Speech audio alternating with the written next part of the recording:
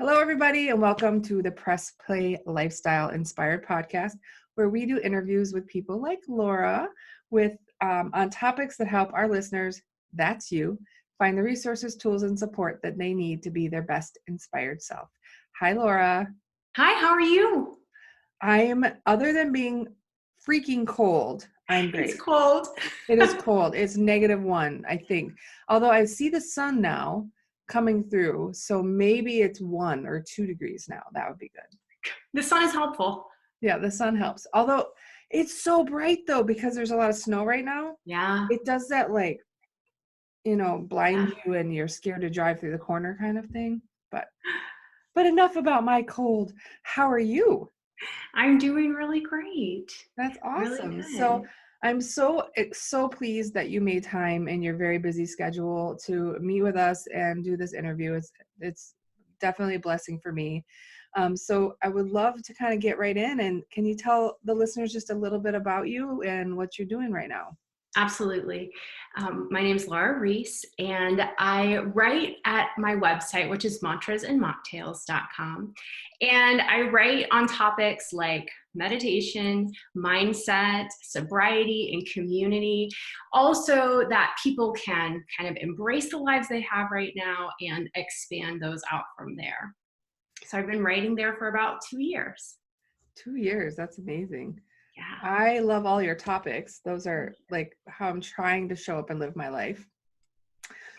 It's Some definitely days I chose those topics in a really specific way because those are the things. So meditation, mindset, sobriety, those are the things that have helped me embrace my life and then expand it from there. So it's all a pretty logical progression of things.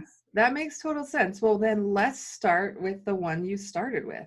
So what is with mindset? What are some of like the really important topics around mindset that can kind of help our listeners if they're feeling stuck right now? Yeah, I think that when you're thinking about mindset, it's about embracing what you have right now. So not getting caught up in, oh, my circumstances are like this, or I wish I could do that. I wish I could do that. And I'll actually give you a really concrete example from my own life, which is drinking. So I was a person that probably always kind of drank too much, but in about 2016, I had a set of circumstances in my life that was just had to do with work and a job I wasn't doing well in.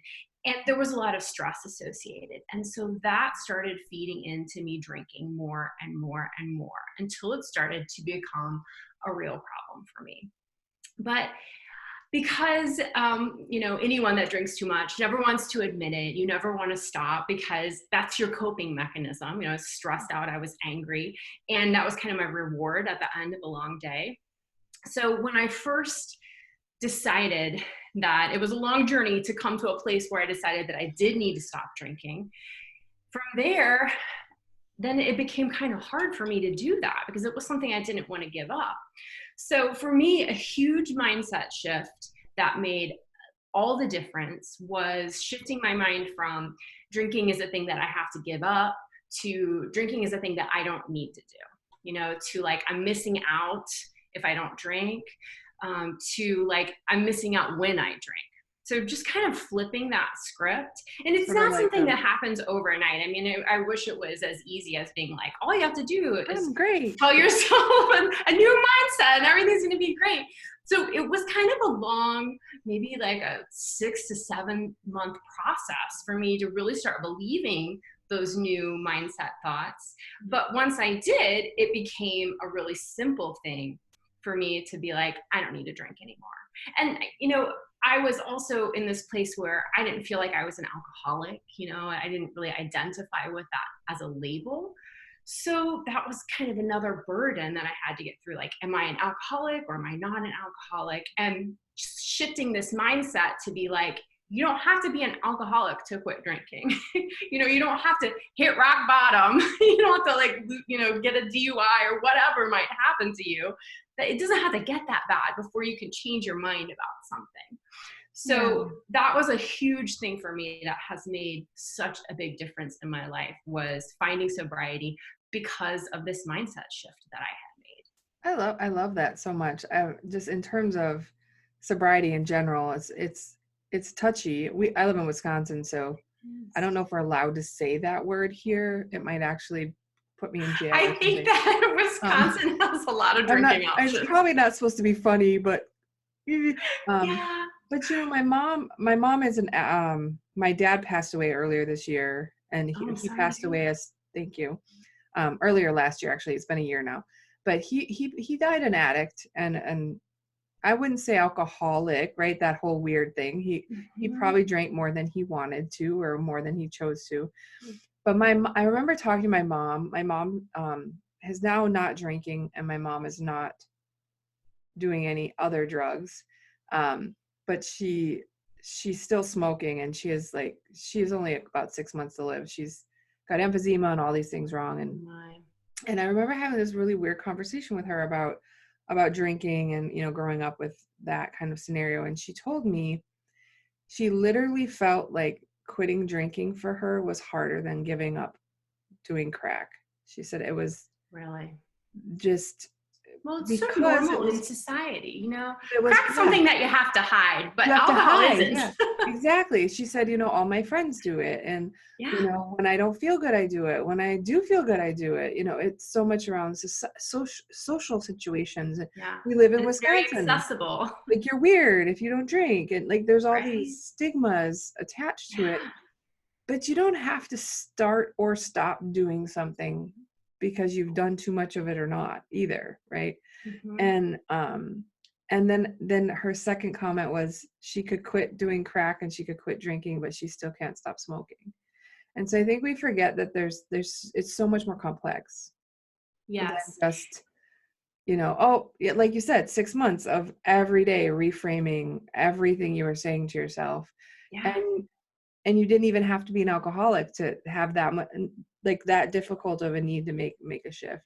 Yeah. um, That's what I always find so interesting about quitting smoking or quitting drinking. Like, it's easy. When you think about it, all you have to do is not do that thing, right? I mean, like, on paper, it sounds so simple it's and it's simple, it's just easier. not easy. Right. It's simple, So yeah.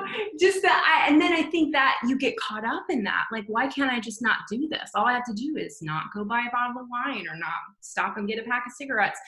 And so then I think that's another mindset that is valuable for us to A, be aware of, and B, try to let go of. Is just beating yourself up for doing something that, as you say, it's easy but not simple, or simple but not easy. So I think Yeah. that's a big one. So how did meditation play a role then in kind of this journey for you? Yeah. Well, meditation was kind of helped with the mindset. So I started with like this anger problem. And that was one of the things that was exacerbating my drinking. So I was mad all the time. And it finally felt like this is a real problem. I was just getting someone would do something so small and I would just get so mad. And I just knew I wasn't being my real self. I would snap at people and I would stew on things. So I started searching for a cure to anger. I mean, you can laugh at that because it's super naive, but I was like, I'm going to find something to cure myself of this anger and I'll never be angry again. And so the more that I researched, just that kind of thing, the more it kept pointing me towards meditation. And I kept thinking, oh, that's for other people. That's for That's people so that, woo woo, right? That's what right. That's we're for from the people that have Midwest. calm We're minds. we're in the Midwest. We don't do that woo. Right. Those are people with no kids. So I finally, though, was like, okay, fine. Everyone says meditation. I'll do this meditation thing. And I sat down for 30 days and like 10 minutes a day. And about the time that I thought this is stupid and it's not working, because I'm still getting mad all the time, what I started to realize was that even though I was getting mad, I was starting to realize that I was mad. And so instead of like stewing on it, or instead of just reacting in anger, I was able to just be like, okay, stop talking, you're mad. Or just be like, okay, I understand, like just this self-talk. I understand that you're angry, but let's let it go because this isn't helping things. And so I credit meditation with really helping me on that first it was anger and this self-awareness. And I think that's what led me to say, hey, and by the way, you drink too much. So maybe we ought to check on that next. Well, yeah, I think that's, I didn't have the sobriety journey, but I actually did quit drinking. I don't know, I don't know. It's not a date for me, right? It was like not an anniversary. It was like 3 years ago, Uh-huh. I think, or longer, because I take a medication that it does not play well, does not play well. And I was just surprised that, like, I'm 43 years old, and the amount of pressure from peers, like, well, why'd you quit? Did you decide you were drunk or something? Like, it's just like mean spirited stuff. Or, why'd you quit? Were you, this thing, that, or the other thing. And yeah, I quit because of the medication thing, but I didn't really think it was a big deal. Like, just like, so what? I'm like gonna have a soda, or like, why are we having this problem? So I actually started walking and then doing walking meditation. Yeah. As related to that, but just to kind of like go, like, I felt really attacked for just like making a positive body choice. Like, I think that is so typical of a lot of people that decide to quit drinking, and I think that's where community can come into it. So which is the can last you point of yours. can you surround yourself with people for whom this type of behavior is normal? So that is one of the things I've been working on this year, is building a sober community here in Columbus, so that people feel like they have a place where they don't have to feel like they have to explain why they're not drinking. Like, oh, are you pregnant? No, I'm too old for that. Right? I'm like, no, my egg's crusty now. I'm not doing that. Right. I have 4 kids. I handled my business. I'm good. Right. So yeah, just like you're saying, like, and I think that when you have a problem that you're trying to let go of, or I mean, in your case, that wasn't even the case, but like for they me, gave me a problem. Like, you feel sensitive about it. Yeah. I was. I just want to be like, well, I'm not an alcoholic, but I just decided to stop drinking. Like, I always felt like I had to over explain it for the longest time. I know.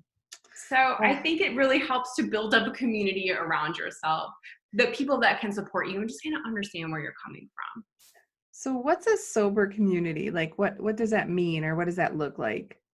Well, for me, it has looked like literally going to meetup.com and just searching for sober. And so there was a group of women, and we get together every couple of weeks and just have coffee. That's and so cool. Yeah, it's fun. And it doesn't necessarily, I mean, we don't just talk about being sober. We just like talk about our lives. And then I also, with a friend, started a sober pop-up bar. So we just had our first event like 2 weeks ago Saturday. Was it awesome? And yeah, so that was fun. And for the first one, we just were like, okay, everybody pitch in $10 and we'll buy a whole bunch of sparkling water and we'll just hang out. And so I think for the next month, we'll do like actual crafted mocktails. But again, it's just a place that people are invited to come, where you don't have to feel like you have to drink, and you don't have to be sober forever, but you just have to be sober when you're there. Maybe it's somebody that just has something to do early in the morning, but they still want to go out on a Saturday night. Yeah. So to me, it's just about convening people. And I like that. I think it's beautiful. My brain was thinking, so now I'm glad you told me. I was like, oh, I wonder if that's like a non-bar bar, like a place where you can go and just, because I would not want to be dating right now. Like, I've been with my husband 20 years, thank heaven, because where do you go? Like, agree. Drink double, where do you go? Like, yeah, you're not meeting anyone in church. No one goes to church anymore either. So like, like, how do you, or if you do, they're 108, right?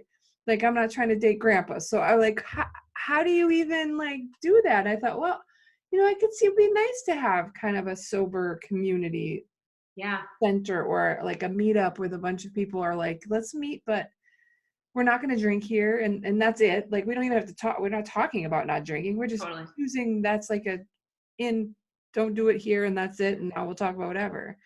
Right. So that would be cool. Like in Wisconsin, we could repurpose like 4 bars in every corner and still have like 8 left.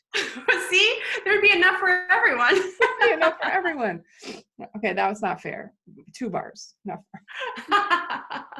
Well, that's super neat. So you've done mindset, meditation, sobriety, community. Well, that's a lot. So what's up with the name, Mantras and Mocktails? I think I get it now, literally, but Yeah. I was thinking mantra sand mocktail. I wasn't like I totally messed up. Oh, right. You were conflating those together. Yeah, it just about, so mantras is like these little affirmations we can say to ourselves to help shift our mindset. And then mocktails, things that you can obviously drink other than alcohol. I mean, those were the 2 big things for me when I decided to quit drinking, were just like, what can I say to myself every day to make sure that I am committed to this and I'm remembering why I'm doing this in the first place? And then also, can I have a drink in my hand? Because that was always who I was, like having a craft beer or whatever. Like, can I just drink a million sparkling waters, whatever? I felt like I needed to at first just have that thing in my hand. And so that's where the mocktails came in. That makes sense, because when I quit smoking for the 827th time, I'm a good quitter. I'm a stick to it, or maybe not so much, but it was like 7 years ago was the last time I smoked, which is a date for me because it was really, really hard. It's hard. And I quit before every kid, and then I started right away because I had a kid, and holy crap, that was stressful. Yeah. But I remember at the beginning, the biggest thing was for me was I had always had something in my mouth right before. And so I chewed the gum for a lot longer than probably is okay to chew, but it was so much more about like always having something in your hand, always have something in your mouth. And so it was kind of like my prosthetic piece of something. I had to have something like a mocktail. So it was like but they don't have candy cigarettes anymore. So yeah, I mean, and I think that there's so many levels of behavior change. We did find candy cigarettes recently in a store, and we were just like, I can't believe our parents gave us these.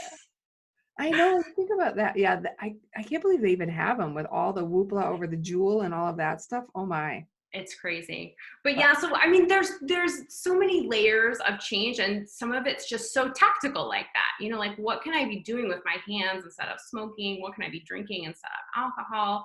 And so I think, that is definitely a layer that we have to address as well as the mindset.